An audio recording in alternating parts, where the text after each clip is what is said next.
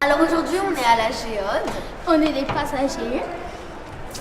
Assieds-toi. On a vu la salle de projection. Ouais. C'était trop bien. C'est immense. C'était très bien.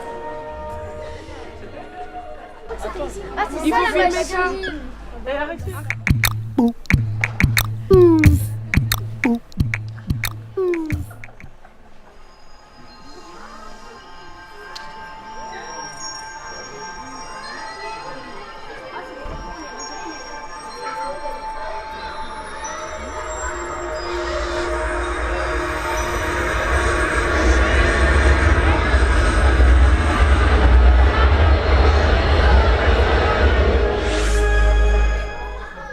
Déjà, je peux vous montrer une première chose, c'est que les grosses boîtes que vous voyez là sont les boîtes de films. Parce que à la Géode, pour faire des films géants, il faut que la pellicule soit géante elle aussi. Elle est énorme. Donc une boîte avec le film dedans, ça pèse 130-140 kilos. Dans ça, là, il y a la pellicule. Là, je sais pas, oui, elle a l'air pleine celle-là. C'est là-dedans qu'on les reçoit. Voilà. Alors tout ça a bien changé maintenant avec le numérique, mais voilà pas si longtemps, voilà une quinzaine d'années, le cinéma c'était ça. C'était la même pellicule que celle qu'on mettait dans les appareils photo, hein, sauf que les appareils photo défilaient horizontalement, dans le cinéma elle défilait verticalement, 24 images, entre mon pouce et mon index, là, 24 images par seconde. Ça faisait 45 cm de pellicule en une seconde. Donc pour un film de 2 heures, il y avait 3,5 km. C'est simple hein, en fait le système de projection, c'est on met une lumière derrière de la pellicule et vous voyez, je vais un peu écraser, vous voyez, sur le panneau blanc là on voit les images. Là il n'y a pas d'objectif, et normalement il faut un objectif. Hein, et c'est ça le principe de la photo, de la projection, c'est très vieux. Avant même le cinéma et la photographie, ça s'appelait la lampe magique, la lanterne magique. Hein, puis après, les frères Lumière en 1895 ont inventé l'image mouvante, le cinéma. Hein. Alors, t'as bien aimé? Ouais, franchement c'était bien. Parce que moi je savais pas si c'était aussi... C'était cool. Moi je savais pas que la projection, il fallait des grosses pellicules. Parce qu'elle pèse 90 kg et tout, donc voilà. Franchement c'était très bien. Je me suis cultivée un peu. Donc, voilà. Tu penses que t'as beaucoup appris Ouais, franchement j'ai beaucoup appris. C'est la maquette de la Géode. Tout ce qu'il y a dans la Géode. Ouais. C'est ce qu'il y a dans la... Et venez voir ici, il y a la salle de pro. Il y a où on s'assied. Là où on s'assied. Waouh. Je suis jamais partie. Qu'est-ce qu'il y a dans la Géode? C'est une trop belle maquette, elle est trop bien faite. Ça se dit comment la géog? Géode 2. Et bah tu vas finir avec Anaïs. Mais c'est pas 2 par 2.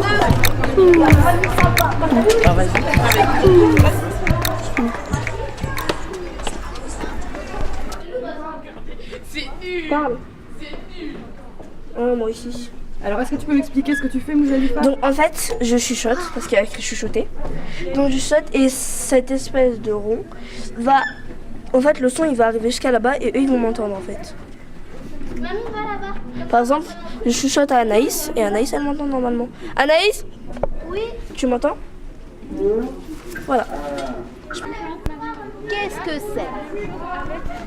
Donc, je vais vous dire 100 façons de communiquer à la Chine.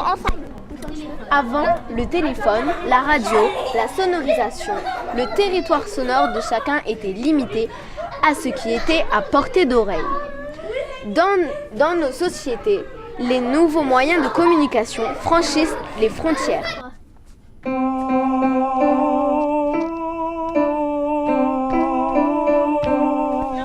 est réveillée, tu dis qu'elle sort avec elle un peu d'eau. Non, je sais pas faire. Ah si, attends. Ah, c'est moi la deuxième. Arrêtez, arrête. Je vois pas. j'ai oublié comment ça s'appelle. Je te laisse pour les filmer bien pour les enfants. Giga. C'est bien parce qu'on s'est amusé. Franchement, elle est sympa la sortie. Et on a posé beaucoup de questions aussi. On est parti, on nous appelle. À la prochaine. Bye. Salut. Caméra obscura. Dans l'obscurité, le noir. Alors voilà, il y a une histoire d'obscurité. Et caméra, ça veut dire chambre en grec. Donc caméra obscura, c'est une chambre noire. Qu'est-ce que vous avez fait aujourd'hui? En fait, on était parti voir quelqu'un et il nous a expliqué comment on fait les photos. Voilà. Tout simplement? Voilà. Enfin, ça en bref en fait. D'accord. Et du coup, il vous amène ici dans le parc pour faire quoi? Pour faire des photos. Quel genre de photos? Des photos artistiques.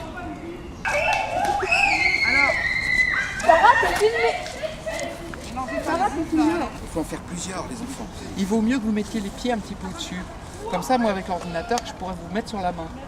Hein, alors, regardez bien. Je sais que c'est pas facile parce que l'écran n'est pas grand. Donc, alors allez-y. Qui veut la photo? Qui prend la photo? Pas grave. C'est moi, je prends la photo. On va faire des photos.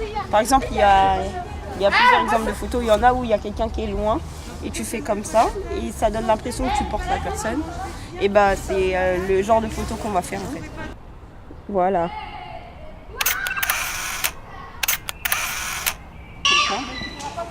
On met bien ses bras en l'air.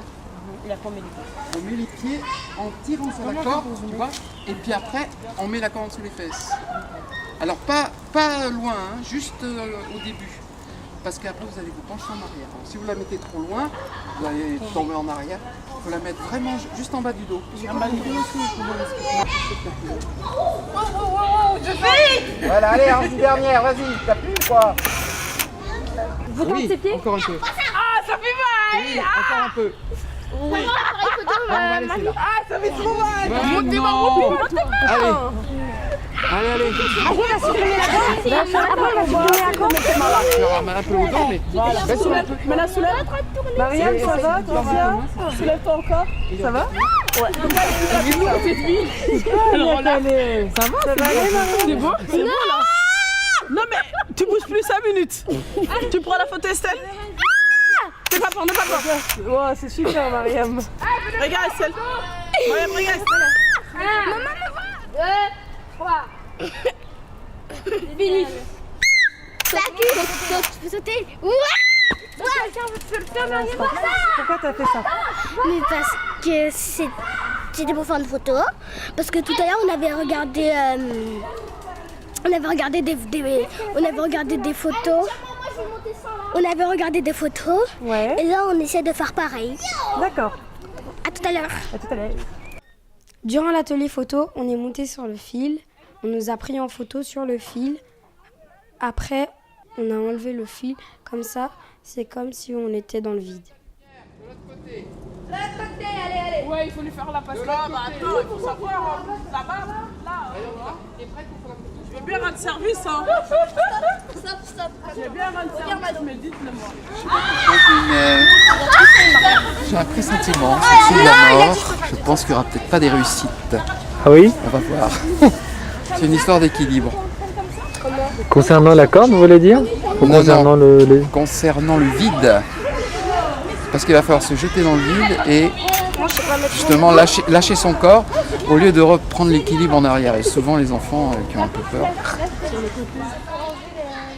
Donc vous pensiez aussi que l'idée c'est d'enlever les fils après. Les cordes. Ça y est? Je te remonte? Oui. Ou on descend encore plus? Non. C'est un peu plus. Non. Allez, Moi je veux faire descendre à quelqu'un d'autre. Ça y est, les photos sont bonnes? Oui. Allez, à 3 tu sautes. 1, 2, 3. Allez.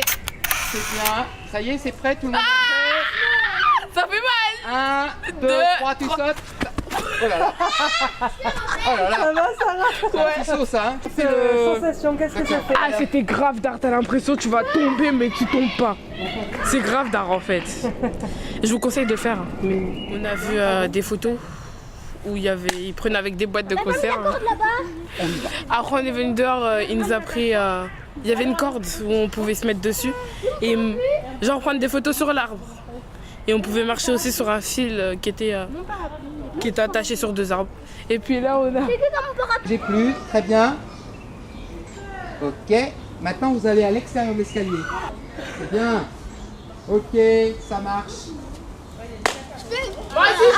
Allez-y les autres. Super.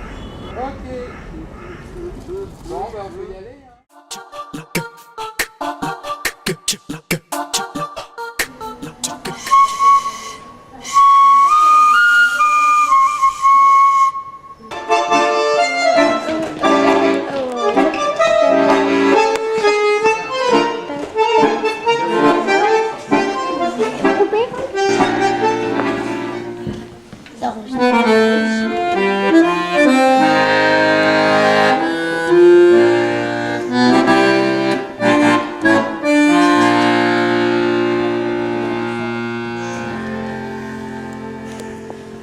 Dans cette vitrine, ce sont des instruments qui datent du XVIIe siècle, donc des années 1600.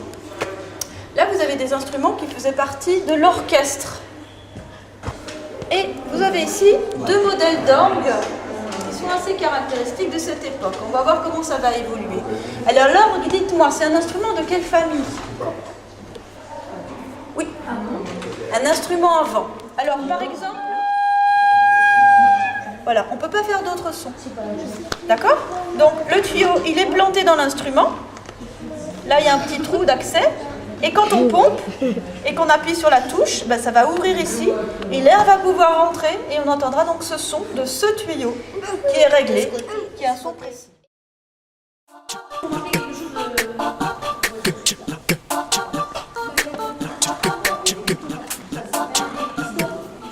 À la Cité de la musique, j'ai bien aimé lorsque la jeune fille a joué de l'orgue et le bandoneon aussi.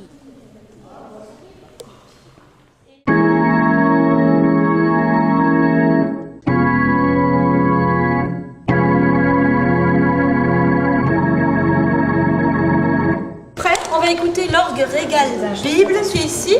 Donc c'est pas un orgue qui a des tuyaux, mais c'est un orgue qui possède des lamelles métalliques qui vont vibrer. Et vous allez entendre un son, le son de cet instrument qui va être très très très métallique.